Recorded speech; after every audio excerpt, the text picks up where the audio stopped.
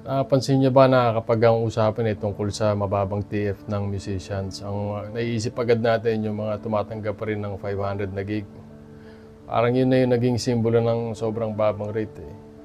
Gets ko naman kasi sobrang baba na talaga niyan, talaga sa panahon ngayon. Pero minsan naiisip ko rin, talaga bang tungkol lang to sa 500 o baka mas malalim pa dun yung usapan? Kasi isipin natin, halimbawa, ang normal na event rate ay 5 to 6K kunyari, pero tinanggap mo pa rin ng 3.5. Kung session musician ka at pumayag ka sa lumang rate, kahit alam mo naman na mas mataas na yung current rate. Kung arranger ka at kumuha ka ng project na mas mababa sa usual na singil, yung sweldo sa cruise ship, kinuha mo kahit alam mong malaking diferensya sa normal na sweldo. Hindi ba parang nagbago lang yung degree, pero in principle, pareho pa rin. Pareho lang tumanggap ng mas mababa kaysa sa tingin yung ideal o dapat na bigayan dyan. Magkaiba lang yung numero.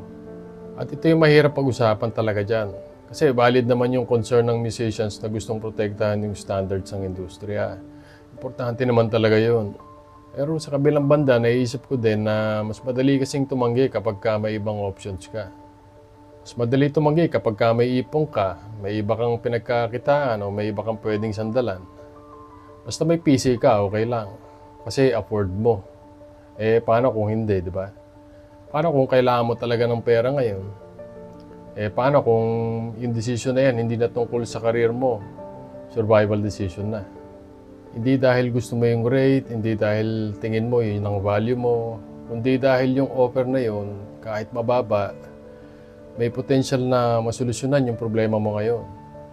Pambayad ng bill, pambayad ng gamot, pandagdag sa tuition o panghulog sa utang, o pangtawid sa kahit hanggang sa susunod na linggo lang. Kaya minsan mahirap din husgahan agad yung tumatanggap kasi hindi natin alam kung anong problema ang sinusubukan niyang solusyonan nung time na tinanggap niya yun.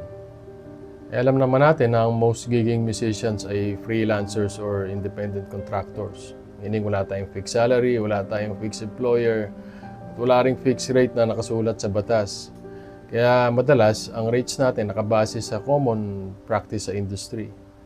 O nakabase sa negotiation mo with your client, nakabase sa achievements mo or sa reputation mo, o sa lakas ng supply o lakas ng demand. Kasi nga wala tayong legal basis pagdating sa minimum talent fee. At siguro dyan nagiging komplikado ngayon yung usapan. Kasi iba-iba rin tayo ng sitwasyon. Iba-iba rin tayo ng kakayahang tumanggi. At hindi ko sinasabing tama ang mababang TF. Hindi ko rin sinasabing dapat tanggapin na lang natin. Ang sinasabi ko lang, baka mas komplikado yung issue kaysa sa simpleng tama o mali ba yung pagtanggap ng ganun. Kasi magpakatotoo lang tayo. Sa tingin ko, sa mas nakakarami sa atin, at some point may tinanggap tayong mas mababa kaysa sa alam nating dapat. Nagbago lang yung degree pero pareho yung sitwasyon. May dahilan kung bakit natin tinanggap. Kaya ako mismo nahihirapan akong timbangin yung dalawang side na yan. Tsaka baka kaya hanggang ngayon hindi talaga matapos-tapos yung debate tungkol dyan. Kaya ang tanong ko sa inyo tungkol sa issue na to, alam kong medyo controversial and sensitive.